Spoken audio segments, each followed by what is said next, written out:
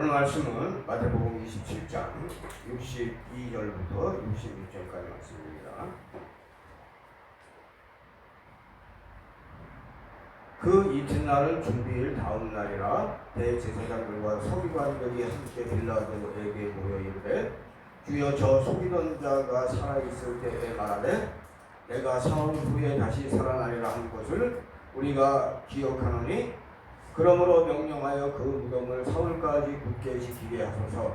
그의 제자들이 와서 시체를 도둑질하여 가고 백성에게 말하되 그가 죽은 자 가운데서 살아났다 하면 후에 속임이 전보다 더 클까 하나이다 하니 빌라도가 이르되 너희에게 경비병이 있으니 가서 힘대로 굳게 지키라 하거늘 그들이 경비병과 함께 가서 돌을 인봉하고 무덤을 굳게 지키리라. 아멘. 아멘. 오늘 말씀도 기가 막힌 말씀이에요. 잘 들어서 내 거로 만드는 게 중요해요.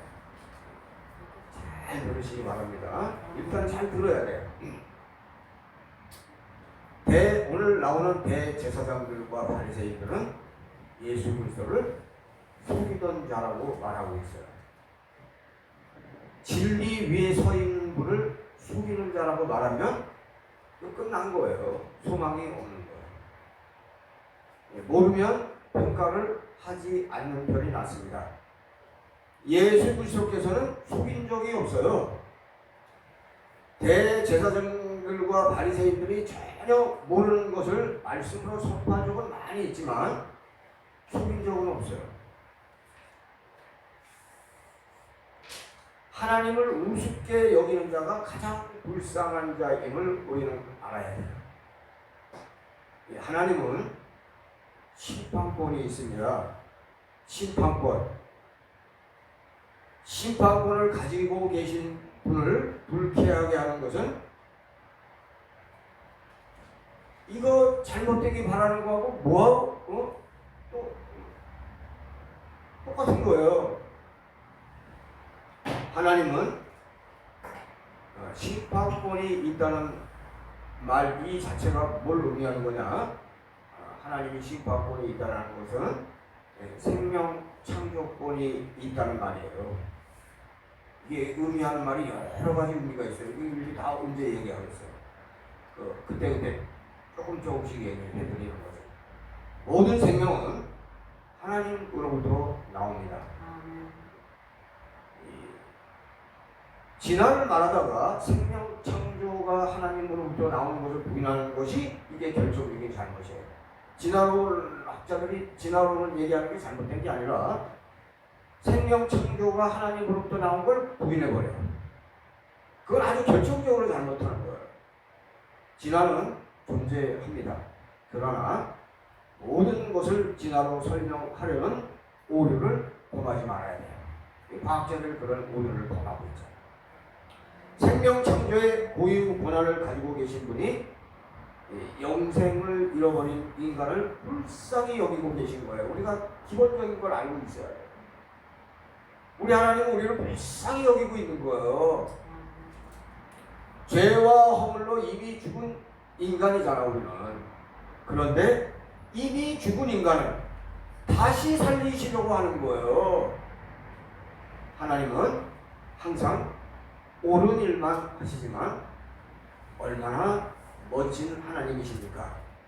인간을 살리시려고 고민하시는 하나님, 이 고민하시는 하나님이 너무나 훌륭하신 것이고 너무나 감사한 것이 아니겠느냐. 우리는 항상 옳으신 일만 하시는 하나님을 찬양해요. 그런데 찬양을 하지 못하고 속이는 자라고 속이고 있는 그들은 도대체 어디서 온 자들이냐 이거. 하나님을 믿는 것으로 시작하여 하나님을 속이는 자라고 한다면 그는 신앙생활을 엉망으로 한 거예요. 대제사장이면 뭐하고 서기관이면 뭐하고 교회에서 지도자면 뭐하냐고. 기본이 안 돼 있는데 예수 그리스도를 속이던 자라고 말했다면 그는 속이는 자예요. 바로 그가 속이는 자예요. 속이는 자는 사탄에게 속한 자예요. 이스라엘은 인정해야 되는 게 있어요. 성령이 역사하는 그곳에 악령도 얼마든지 꿈틀거릴 수 있다는 것을 인정하고 매일 진실되게 기도하는 삶을 우리는 살아야 돼요. 전쟁이에요, 전쟁. 쉽게 얘기해서 선과 악의 영적 전쟁이 우리들이 살고 있는 가운데 있다는 거예요. 우리가 잘 되고 있으니까, 은혜 속에서 살고 있으니까 전쟁이 아닌 줄 알고 있는데 전쟁이에요, 지금.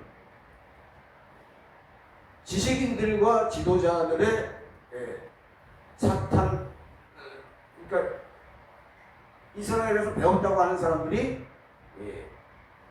사탄의 똘만이라고 가득 차 있는 거잖아요. 이런 공동체가 무슨 매우 위험한 거예요. 이스라엘 공동체는 그런데 쉽지 않은 공동체예요. 왜? 하나님을 섬기면서 우상숭배의 광란이 멈추지 않는 그곳, 이거 매우 위험한 곳이에요. 그럼 왜 하나님을 잘 섬기는데 우상숭배의 광란은 멈추지 않는 걸까? 않는 걸까? 이걸 한 번쯤은 생각을 해봐야 돼요. 하나님이 아까도 말씀드렸지만 하나님이 강력하게 역사하는 곳에 악령도 역사를 한다니까 그거를 인정할 수 있어야 될 거예요. 이렇게 예수님을 속이던 자라고 하는 그 공동체에 무슨 소망이 있겠어요? 소망이 없는 거예요. 그런데 하나님께서 이 이스라엘 공동체를 버리지 않는다. 어쨌든 안 버린다 이거야. 그렇다면 그 이스라엘 공동체는 소망이 샘솟지 않을 수 없는 것이다. 현실을 보는 거예요. 현실을 보면 2000년 전의 이스라엘 공동체는 썩어 문드러진 곳이에요. 그런데 예수 그리스도께서 이스라엘을 안 버리기 때문에 그런 소망이 있는 거예요. 무슨 얘기냐? 예수 그리스도께서 이스라엘을 버리지 않겠다. 이건 뭐냐? 무덤이 황금으로 바뀔 수 있다 그 얘기요. 이스라엘은 잘한 게 없어요. 오늘 구약 보겠습니다. 에스겔서 37장. 에스겔서 37장.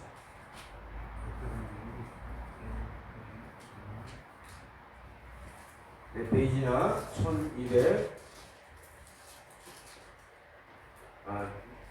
제가 가지고 있는 성경은 1208페이지입니다. 아시아.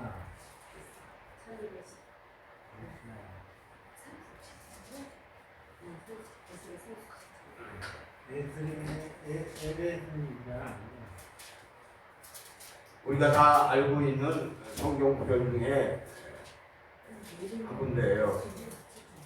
1208조. 자, 다 찾으신 걸로 보겠습니다. 일단 1절에서 14절까지. 자, 말씀 속에서 은혜를 받을 수 있기를 바랍니다. 여러분 몇 번은 읽어봤을 거예요.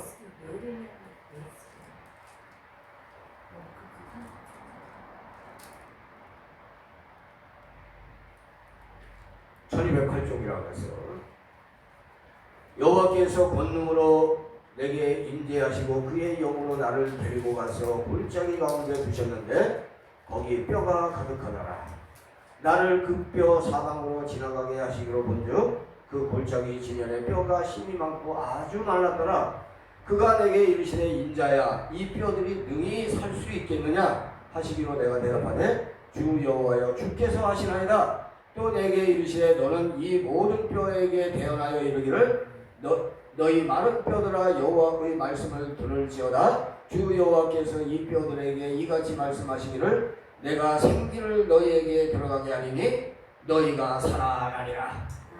너희 위에 힘줄을 두고 살을 입히고 가죽으로 덮고 너희 속에 생기를 넣으리니 너희가 살아나리라. 또 내가 여호와인 줄 너희가 알리라 하셨다 하라.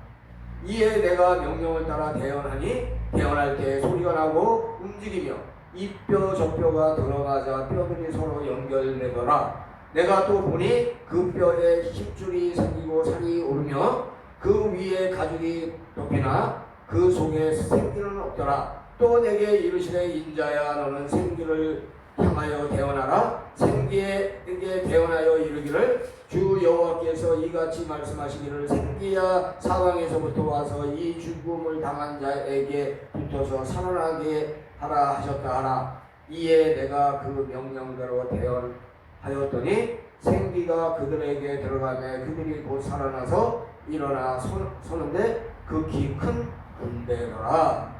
또 내게 이르시되 인자야 이 뼈들은 이스라엘 온 족속이라. 이 뼈들은 이스라엘 온 족속이라.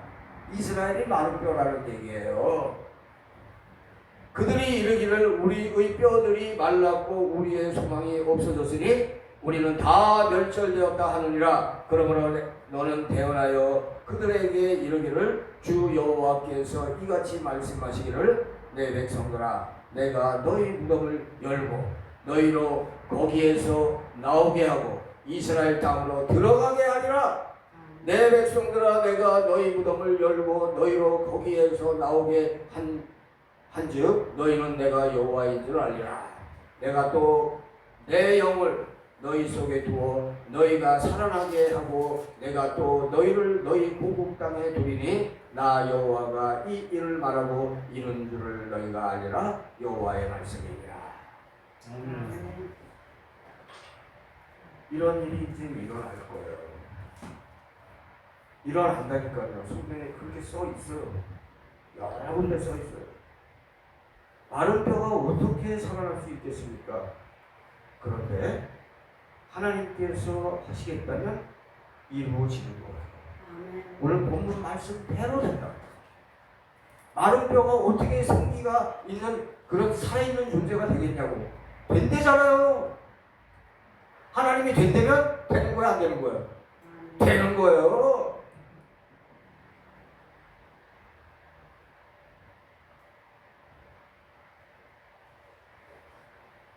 이 사람들은 아브라함의 자손이에요. 아브라함의 자손이 어떻게 마른 뼈가 된다는 말이에요. 정상적이라면 이런 일이 일어날 수 없는 거예요. 그런데 인간의 급소만 누르고 집중적으로 유혹하는 방법은 죄성과 어울려서 마른 뼈다귀가 되고 마는 이 현실을 알아야 되는 거예요.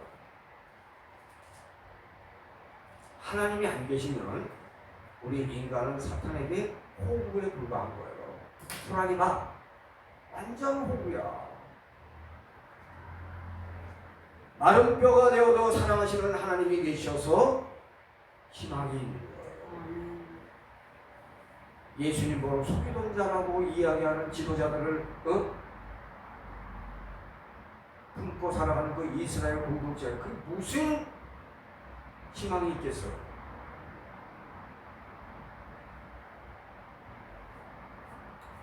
마른 뼈의 선조가 아브라함이기 때문에 하나님의 긍휼을 찾아옵니다. 좋으신 하나님에게 투자를 하세요. 현명한 방법을 좋으신 하나님에게 투자하는 거예요. 주식 투자? 그것도 별로예요. 지금 난리들이지만 그것도 별로야. 세월 가면 알게. 우리 하나님에게 진심을 바치면 돌아오는 게 있어요. 그런데 반대로 우리 하나님에게 성실성이 없으면 대가를 치를 수 있다는 것도 알아야 돼요. 내가 아까 얘기했어요. 우리 하나님은 뭘 가지고 계시다고? 심판권을 가지고 계십니다.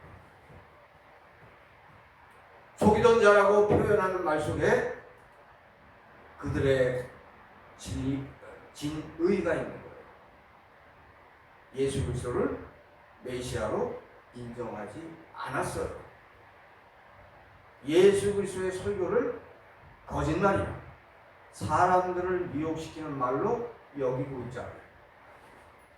사흘 후에 내가 다시 살아나리라 하신 말씀을 그들은 기억하고 무덤이 인위적으로 비워질 것을 염려하고 있는 또라이들이에요. 제자들이 시체를 훔쳐간 후에 그가 살아났다고 주장하는 상상을 하고 있는 거예요. 그들은 하나님을 믿는다고 하면서 하나님의 방법을 전혀 이해하지 못하고 있어요. 진실되지 않으니까 에브리데이 기적으로 사는 삶이 없는 거예요. 그러니까 공허하지.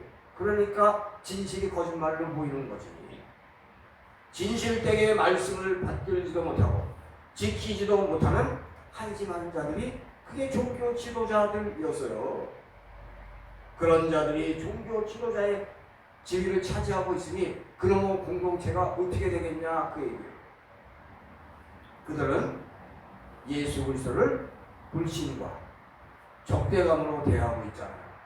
이렇게 대하면 안 되는 거예요. 예수님을 어떻게 대해야 돼요? 하나님의 아들, 메시아 이렇게 대해야지. 그렇게 대할 수가 없는 거예요. 왜? 그들의 눈에는 뭐만 보여? 거지 왕자인 것만 보이는 거예요. 돈 없는 것만 보이는 거야. 하나님의 능력이 충만하게 임하고 있는 걸 보일까 안 보일까? 안 보이지. 왜? 하나님의 능력은 안 보이니까. 돈은 보여요 안 보여요?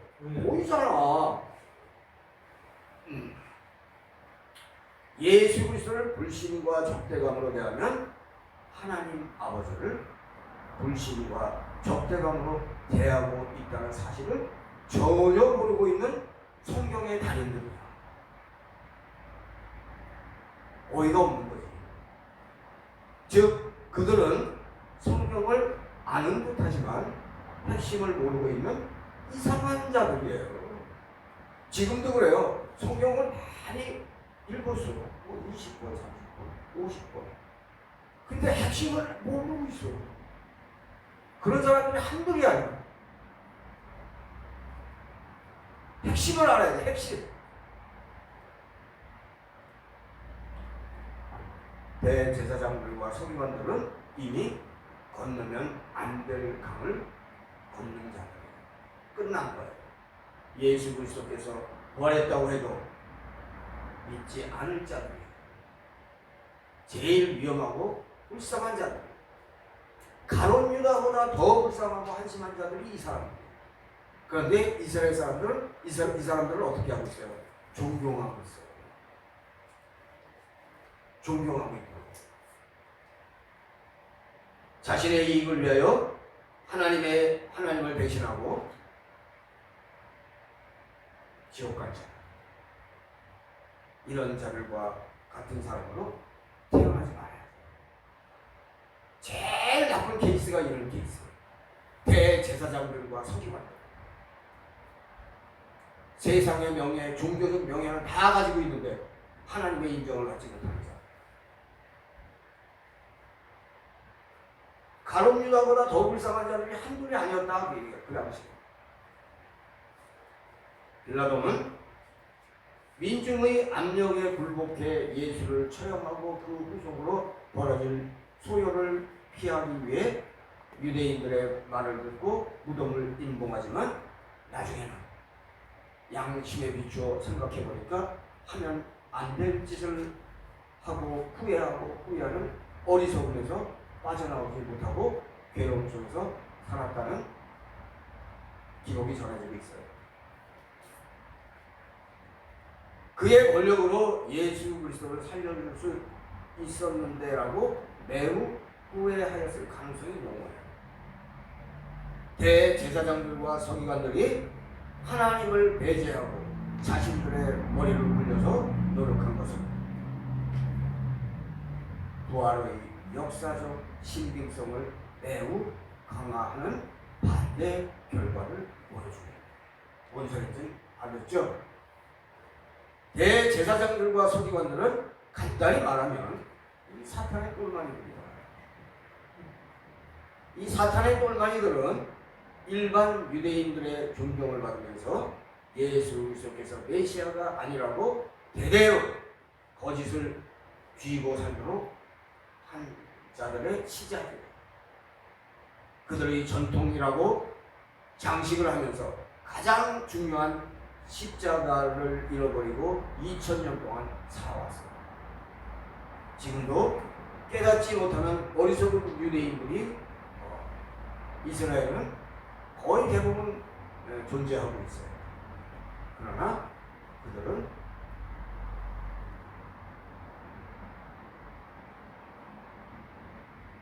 울 때가 와요. 왜?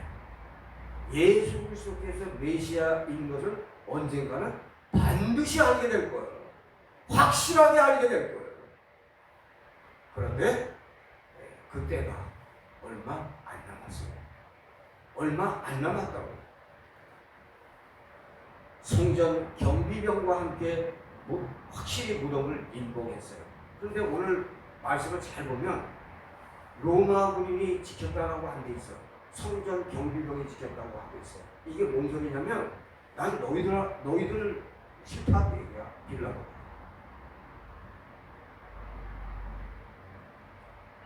그런데 생각을 해보면 인봉된 돌문이 열리는 것보다 더 확실한 부활의 증거가 있을까요? 진행이 오히려 부활의 증거를 더 만들어 놓은 거예요. 죽은 자가 한 사람이 움직이기 힘든 돌문을 열고 나왔어요.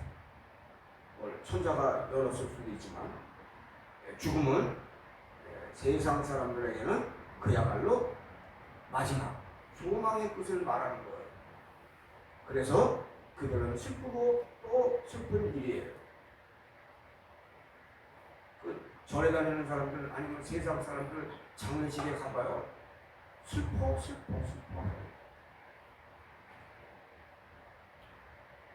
주님을 믿는 우리에게 죽음은 새로운 삶의 시작으로 받아들이고 또 그렇게 살아가는 거예요.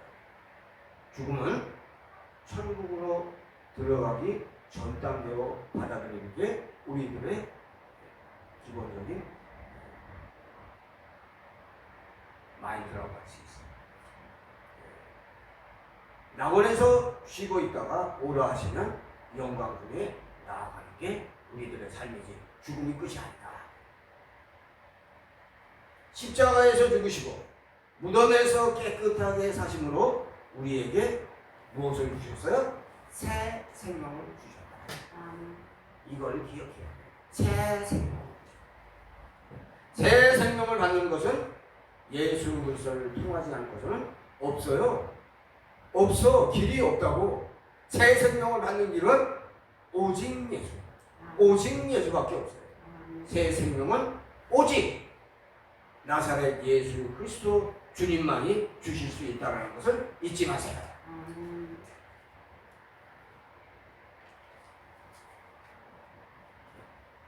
돌을 인봉하고 무덤을 굳게 지킴으로 반대로 부활을 확실하게 모든 사람에게 알려주는 이상한 일을 벌이게 된 거예요.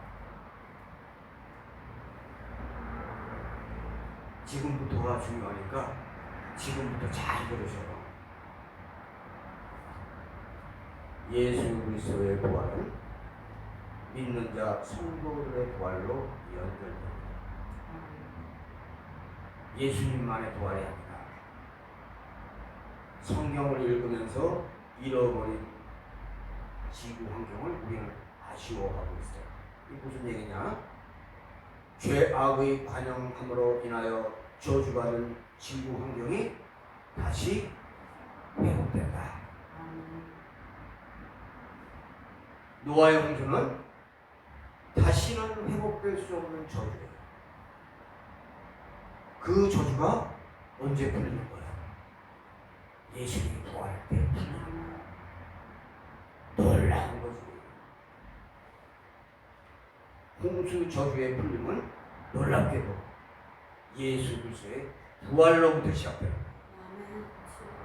재림은 지구의 환경을 바꾸는 것으로부터 시작합니다. 천년왕국은 놀라운 환경을 가져다 주는 거예요. 제2의 무드셀라는 천국에서 얼마든지 나오게 돼 있어요. 969세. 얼마든지 나온다. 우리에게 절망이 다가오고 있을 때 우리는 절망과 절연해야 돼. 절망이 다가오고 있을 때 절망과 절연하고 주 예수 그리스도를 바라보라. 주 예수 그리스도를 계속 연상하다가 잊지 말고 부활을 기억하라. 주님의 부활이 나의 부활인 것을 각인하고 절망이여 사라져라 외칠 수 있어야 합니다. 부활이 모든 것을 회복하는 것을 인식하라. 마른 뼈가 생기 넘치는 젊은이로 변화될 것을 기대하라. 모든 절망은 사라져라. 주님께서 도와주시면 모든 것이 회복되는 것을 상상하고 그렇게 살아야 된다. 고통 중에 좋으신 주님은 부활을 이루어 그 부활을 덧입혀 주심을 잊지 마세요. 우리에게 부활을 주고 가셨다. 본인만 부활했는 게 아니야. 우리에게 부활을 주고 갔어. 그러니 기가 막히게 좋으신 분이지. 믿는 자의 특권은 여러 가지가 있지만 오늘 잊지 마세요. 마음속에 새기세요. 믿는 자의 특권이 뭔지 아십니까? Resurrection. 부활입니다. 부활. 이 세상도 부활 사상으로 사는 자가 크게 복 있는 자예요. 우리에게 패배는 있다 없다? 없어. 패배가 다가올 때 기회를 곳이 우리는 있다 이거. 절망이 나를 누르고 있을 때 주님을 바라보면 부활이 서서히 올라오는 것을 경험할 수 있어요. 나는 부활이 나에게서 서서히 기어 올라오는 것을 경험했다. 한번 생각해 보세요. 주님은 곧 부활이고 부활은 믿는 자의 선물인 것을 잊지 마세요. 죽음이 있는 곳에 무엇이 있다? 우리에게는 부활이 있어요. 믿지 않는 자에게는 resurrection 없어. 우리에게만 있는 거예요. 절망이 있는 곳에 무엇이 있다? 부활이 있어요. 그러니까 절망하지 마세요. 왜 나는 그렇게 안 돼? 왜 나는 이렇게 안 돼? 안 되면 다른 거 생각하지 마세요. 아, 나는 지금 사막의 훈련을 하고 있구나. 그렇게 생각하세요. 패배가 끝이 아니에요. 주님을 바라보면 패배는 다시 승리로 전환됩니다. 그 좋으신 주님을 찬양하라. 그래서 찬양하는 거예요. 주님이 얼마나 좋으신 분인지를 알고 찬양을 해야지 그냥 남들이 하니까 그냥 같이 하는 게요. 사랑하는 마음을 품고 그분을 가까이 하세요. 그분께서 모든 것을 회복하셨어요. 이미 했어요. 부활로 오늘 마지막 말씀 부활로 하나님 나라를 선포하셨어요. 오늘은 여기까지요.